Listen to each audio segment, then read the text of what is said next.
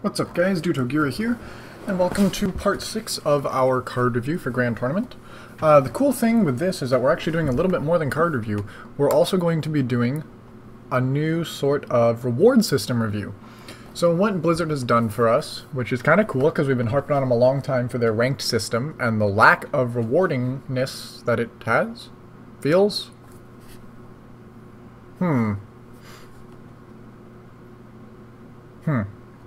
Okay. Well, yeah. However you would state that correctly. There's now a new reward system for ranking up. Getting past rank 20 each season will give you a chest at the end of the season that gives you better rewards as you go.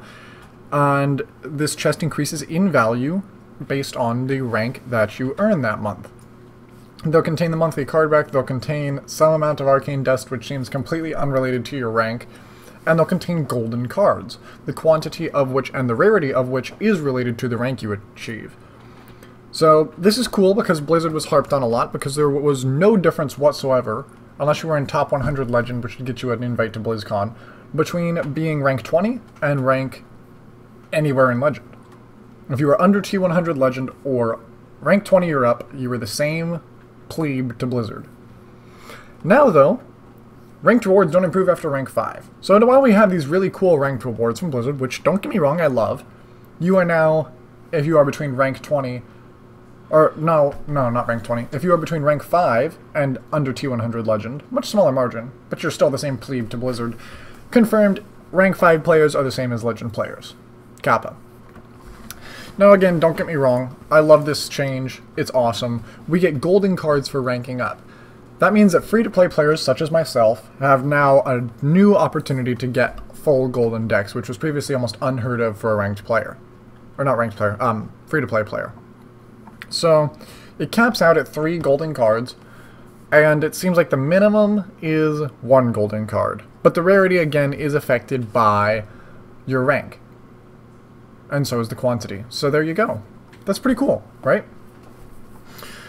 There's also a new mechanic they're introducing, which they're calling Joust. I like to call it Clash, because that is what it's most similar to in the old Magic the Gathering mechanics. But basically, Joust is a situation where the minion has this text that does not specifically say Joust, but instead it says, when this minion comes, or it says like Battle Cry, when this minion comes into play, each player reveals the top, or not top, each player reveals a random minion from their deck, and the player with the highest converted mana cost wins. If it is a tie, tie goes to the person who did not play the card with Joust. So, there you go. And... oh, okay, the other cool thing, if the initiating player has no minion left to reveal, if you're in top deck mode and you play a Joust, you automatically lose the Joust. Okay, cool. So, let's go ahead and get into the cards now that we have those logistics out of the way, and the new ranked reward system, which is pretty cool. First up, we've got Gormok the Impaler. He's a legendary minion. He's a 4-mana 4/4 battlecry. If you have at least 4 other minions, deal 4 damage. This means 4 other minions on the field, not in your deck, on the field. It does not count opponent minions, but honestly, if you play him on curve, while that would be awesome to have a 4/4 for 4 that has a battlecry, a deal 4, it doesn't work that way. You have to have 4. The 4s on this thing are insane. This guy is just going to be Gormak the 4. So, the only thing that's actually kind of messed up about Gormak that you'll notice is that he has 5 4s in his text. Blizzard, you failed. But no, you need to have 4 other minions for his battle cry to go off, and that means you're just ridiculously far ahead because he's the 5th minion you're playing. Once you have 4 minions on the board, you don't need to be playing a 5th. You're already way far ahead. So, yeah. Gormak, not going to see playing constructed. There's just no reason to. Like, he's either a 4/4 for 4, which is unimpressive, or he's just a win more card, so you won't play him. Next up we have Injured Cavaldier. It is a 1-mana 2/4, which would seem like ridiculous stats, but he has the battle cry of deal 3 damage to this minion. Kinda got the Injured Blade Master treatment, but the thing is, this can't see play in Priest the same way that Blade Master can. Because we have Zombie Chow. And it's specifically because we have Zombie Chow that this card cannot act like Blade Master. If we had just a vanilla 3-mana 4/5 with like a Death Rattle of heal the opponent for 10 even, that would probably see play over Blade Master in every priest deck. We don't have that, so Blade Master is the next go-to because you can play a 3-mana 4/3 and then heal it the next turn up to a 4/5. So it's as close to a 3-mana 4/5 as you're going to get. But we do have a 1-mana 2/3, so we don't need this sort of pseudo 3-mana 2/3 that's actually a 1-mana 2/3 thing. We don't need it. That means that if you're going to play Injured Cavalier, you need a way to heal him for 0 mana. I guess you could use Circle of Healing from turn 1, but that's kind of underwhelming. I mean, yeah, it's a 1-mana 2/4 that you could heal as a priest, but you don't just use Blade Master Circle either. You have to have Northshire to make that combo worth it. And playing Northshire with Injured Cavalier turn 1, it just doesn't seem amazing. So you need a different class, not priest, to use Injured Cavalier in. And this is coming from a priest. Say it one more time with me. Priest player. Injured Cavalier just won't really see play in priest because we have Zombie Chow, which is just straight up better. So, yeah. That means the closest thing he could see is like an Ancestral Healing Shaman deck, but even then, Ancestral Healing would act like Circle of Healing. It's just not really worth playing right now. Maybe if there were more minions that were worth using Ancestral Healing on, you could get some sort of Ancestral Healing Shaman deck, but even then, that won't see anything happening. And in Arena, I mean, Injured Cavalier is good for a priest in Arena, but for most other classes, he's just a 1-mana 2/1. So, not amazing. Also noteworthy with Injured Cavalier is that if you use something like Light of the Naru on him, because he only has a cap of 4 health, you're not going to be able to get that Light Warden off. So he doesn't even have that synergy there that Blade Master had with Light of the Naru. So, kind of unfortunate, but I don't think Injured Cavalier is going to really make any sort of a splash in constructed play. It seems like it was an attempt to bring Priest back, but it isn't going to do it. Next up we have Burgle, a 3-mana rogue class spell with the text add 2 random class cards to your hand from your opponent's class specifically. Now class cards traditionally are pretty good, but there are some bad ones. I mean, you look at Hunter, you've got Cobra Shot, you've got like Bestial Wrath, Call Pet. You know, there's plenty of cards that you don't really want just randomly from your opponent's class. It's like a worse Thought Steal. And while Thought Steal's pretty good, Thought Steal's good because you're stealing good cards from your opponent's deck. They wouldn't put them in their deck if they weren't good cards. Whereas there are still class cards that are not good, and while this does push Control Rogue a little bit more, this is not that piece of removal that Control Rogue would need to become viable. So, again, Control Rogue needs more AoE removal before it's viable. Burgle doesn't do that. We're starting to see a Control Rogue like Shell, kind of, because you've got some decent card draw with Burgle early on. You've got a decent card draw in the late game with Sprint. You've got cards like Assassinate, Sap, Sabotage. Those are good. Those are good for a control deck. But you still need the AoE to back it up, because the best you have right now is Blade Flurry. And you do also just, like, you need some solid minions to use. But I mean, I don't know. No, Control Rogue could make that work. They've got a new Barak right now. They've got the minions. They just need the AoE clear. So if we see some AoE clear for Rogue as like a second class spell at a higher or lower rarity, that would be great.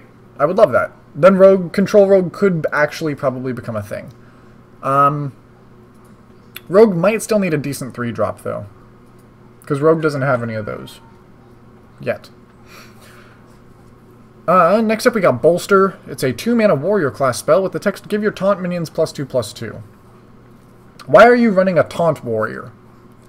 Like, this is seeming to be a thing that Blizzard is trying to push, like an Outlast warrior kind of deck, where you've got things like King's Defender and Bolster to help with all these taunt minions, but it's not going to happen. Control Warrior outlasts plenty fine, and building this deck of just mono taunt.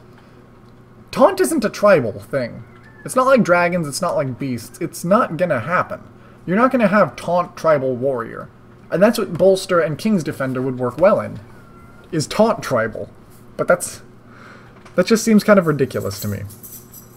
Maybe it's not. Maybe I'm going to see a Taunt Tribal Warrior, and it's the only tribe that will be relevant in the new expansion. We've only seen one new dragon in Kuldara Drake for Rogue. And Dragon... or not Rogue, for Mage. And Dragon Mage, by the way, Brian Kibler's already made happen. Dragon Mage can be a thing. And Combo Mage, just off of Hero Power, I guess you'd call it like Machine Gun Mage. Even more Machine Gunny than Flame Waker Tempo Mage. But, Machine Gun Mage could be a thing. Machine Gun Dragon Mage, maybe. But Taunt Warrior? I'd be really surprised. On the other hand, in Arena, Bolster's fine. Taunt minions are already good. It makes cards like Tarn Warrior, you know, Sun Fury Protector. You could get plenty of taunts if you wanted to, but it's too gimmicky. It's too gimmicky right now. I mean, I can't believe I'm saying this, but if you want Taunt Tribal Warrior to be a thing, you're going to need a little bit more support for the Taunt Tribe, because there's just not quite enough yet.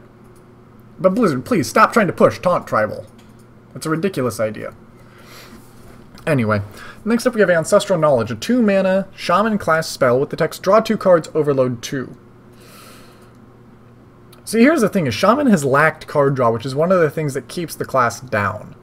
But I'm not sure that Ancestral Knowledge will be that solution. Don't get me wrong, I don't know Shaman that well. I'm more than willing to be wrong and have Ancestral Knowledge bring Shaman back up out of the depths, where, you know, Shaman could play Mech Shaman or no Shaman. You had one deck. At least Priest had some variety in the decks they could play, even though none of them were Tier 1. Shaman had like a Tier 1.5-ish deck, but it was the only Shaman deck that was, like, even mildly playable. Ancestral Knowledge might bring, you know, Totem Shaman to life. It might bring mid-range Shaman back. It might not. But you're killing your turn 3 if you play this on curve. And turn 3 is a really important turn in this meta because we have so many strong 3-drops. Again, it could be the meta's going to shift a little more late game, and losing your turn 3 will become less and less relevant. But with cards like Flame Waker, Imp Gang Boss, Dark Cultist, Viola and Adis, Darkbane, and Lightbane, Muster for Battle, you know, you've just got all this turn 3 powerhouse, all these turn 3 powerhouses going. And you can't afford to just, like, pass on your turn 3 as Shaman, because you're going to have to overload to catch up, and then you're just going to fall further behind. So, I mean, honestly, I'd be okay with Ancestral Knowledge if it was Overload 1. Overload 2 seems just a bit excessive, and I think Shaman really needs that right now. I think Overload is just kind of steep for Shaman. You pay a really, really heavy return on your investment. Like, you're getting taxed for this stuff. Hard. You get cards like Feral Spirit, you know, a 3-mana summon 2/2/3s with Taunt, and Overload 2, that's 5 mana for 2/2/3s with Taunt. I would not play that.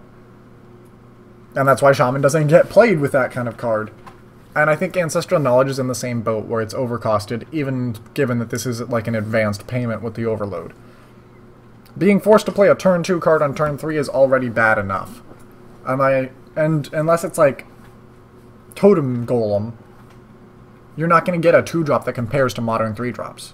So, I think Ancestral Knowledge is a little steep and should actually be Overload 1.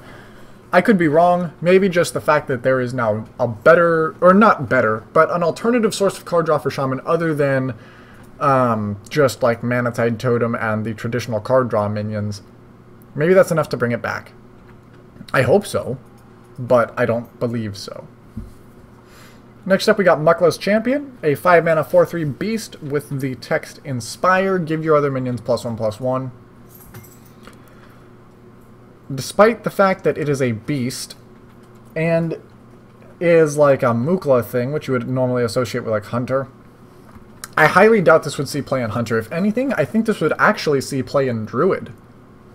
In Beast Druid. Because 1, you got a neutral beast. 2, Druid's okay with using hero power sometimes. Well, it's not a huge tempo advantage. It's something where Druid is a class that is more likely to end up with lots of mana than any other class. They're the only class with solid ramp. So, you know, Muckless Champion's going to fit better there than anywhere else. So, Beast Druid, maybe this will help it along. Sure. Buff up all the beasts you got sitting around on the field. You got that stealth druid of the saber? Yeah.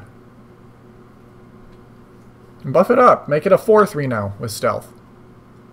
Seems decent enough. Noteworthy, it does not buff itself, so there's that. But still not a bad card. Do I really think it's going to see constructed play? I still think Beast Druid is a little too gimmicky. I don't think we really have the support we need for a Beast Druid deck. But I'm willing to be proven wrong. I think this is going to end up like Dragon Paladin, where it's just kind of like, yeah, it surfaces for a little bit, but then people realize it's actually not good enough, and it just goes under. Sad, but that's what I predict will happen. And I was hyped for Dragon Paladin back with Blackrock, 'cause it's like Paladin had the best dragon, but it just didn't... Paladin was even mid-range, that was exactly what Dragon wanted, it was all the stuff, it just wasn't good enough. So, oh well. Next up we got Gadgetzan Jouster, a 1-mana 1/2 with the battle cry Joust. If you win the Joust, gain +1/+1. This card is not going to be played in Constructed at all. Because the thing is, it is a 1-mana 2/3 if you win the Joust, which is attempting to gain early board control.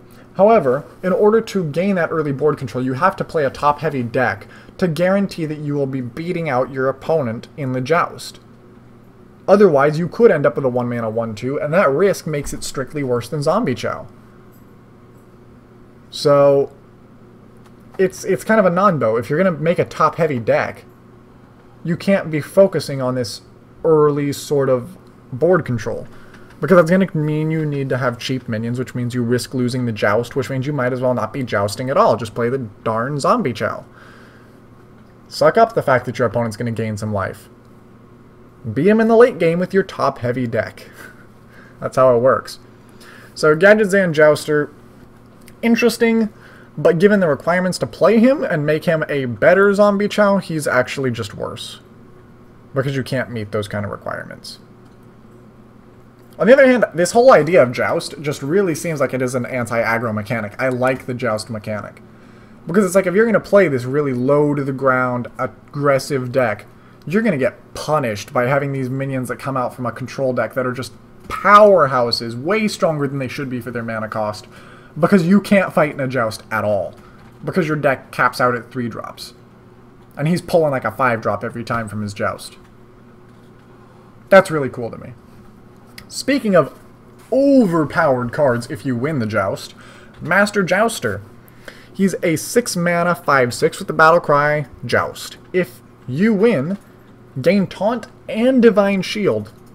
That is a strictly better Sunwalker if you win the Joust. But not only is it a strictly better Sunwalker, this guy's got the Toshli treatment even if you don't win the Joust, where he can take on other 5-drops, other 6-drops, even in some cases other 7-drops like Ancient of Lore. Because he is a 5/6, he'll take out a Lotheb and keep going. He'll take out Sylvanas, and that's not necessarily amazing that he keeps going, but he's at 1 health. He'll take out Sludge Belchers, he will take out Ancient of Lore. And the thing that makes Toshli slightly superior is that Toshli has +1 health, so he can't be hero-powered by most of these decks. But if you win the Joust with Master Jouster, you have the potential to clear a whole 3 different 5/5s. One, pop the Divine Shield against. Another one, hit it, bring him down to 1 health. And another one, bam, clear it. That's ridiculously strong. So, I mean, Master Jouster, if you're going to be playing a top-heavy control deck, Master Jouster's ridiculously strong. Like, it might even replace Toshli and Control Priest. I doubt it, because there are more top-heavy decks than Priest, like Handlock, like Control Warrior, but even with that said, Master Jouster, I feel like if you build a top-heavy sort of like super ramp druid, or a top-heavy control paladin, that's going to be where it goes. Speaking of top-heavy control paladins, that brings us up to Tuskar Jouster. He's a 5-mana 5/5, which is perfectly hitting that stat line. And his battle cry is Joust. If you win, restore 7 health to your hero, making him almost a strictly better anti-heal bot. Let's not forget just how much healing Paladin actually has in 2 True Silvers in the deck, which adds up to a total of 8, Now if you have 2 Tuskar Jousters, I'm going to average it at 7 and say that you win half of your jousts. But against aggro decks, you're going to get closer to 14 health, and against control decks where health doesn't matter as much, you might not get the health. But that's the beauty of the Tuskar Jouster. And he's riding a turtle. Oh my god, he's riding a turtle! How can you not like a friggin' walrus riding a turtle? Anyway. He'll trade with most other 5-drops, and I mean, that's what makes him so much cooler than Antique Healbot. On top of all a Paladin's healing, you can afford to make a top-heavy Paladin deck because all this healing will come out for you. You've got Lay on Hands, you've got your True Silvers, you've got your Tuskar Jousters. If you want, you can even keep Antique Healbots or Guardian of Kingses because you're making... Guardian of Kingses, precious. But you're making a top-heavy Paladin deck. And so that means that you're going to be running more late game. Guardian of Kings might fit in there. It might not. I'm not quite sure. But making a top-heavy deck like that will mean that you'll probably need quite a bit of healing against aggro just to recover and stay alive. But that's fine. Tuskar Jouster does that for you. So I think a top-heavy Paladin deck is something we're going to see. Just a return of Control Paladin. And that'll be pretty cool. Especially because I look forward so much to Black Knighting a Master Jouster. It's just like, I won. Okay. None shall pass. Get PogChamped. But, I like this Joust right now. I'm seeing a control meta possibly coming back. That's really cool. Next up we got Armored Warhorse, a 4-mana 5/3 beast with the battle cry, Joust. If you win, gain charge. So if you win the Joust, it's strictly better than Reckless Rocketeer. If you lose the Joust, it's strictly worse than, what's it called? Lost Tall Strider. Who will forever be known to me as Glenn. But that's a different story for a different time. But still, I mean, if you're using like a Beast Druid deck, you could make some pretty top-heavy stuff if you ramp hard enough. That said, I don't think Beast Druid is going to be all that top-heavy. Yeah, I don't see that. I think Beast Druid deck is more of a mid-range tempo-y deck, kind of like mid-range Hunter. And what'll be the top-heavy deck is like a really late-game oriented Druid that runs like Aviana. That'll be the Jousting Druid. Or the Control Druid, as you will, or Ramp Druid. I don't know what you want to call it. Does the Joust mechanic change what it is? I don't think so. But what do I know? I'm just a college kid, right? Just another plebe to Blizzard. Anyway. Next up we got Argent Lance, a 2-mana 2/2 weapon for Paladins only, with the battle cry, Joust. If you win, gain +1 durability. So if you win the Joust, it's strictly better than Stormforge decks. If you lose the Joust, strictly worse than Fiery War Axe and Stormforge decks. But here's the thing, is as a Paladin unique card, or a Paladin unique weapon, I don't think it's going to see play, because you've already got Muster for Battle, you've already got True Silver, etc. And in a top-heavy Jousting Paladin deck, that's enough early removal. You've got spells like, you know, Muster for Battle that'll help you get early board control. You've got weapons like True Silver. These don't count as minions for Jousting, but they are good early board control.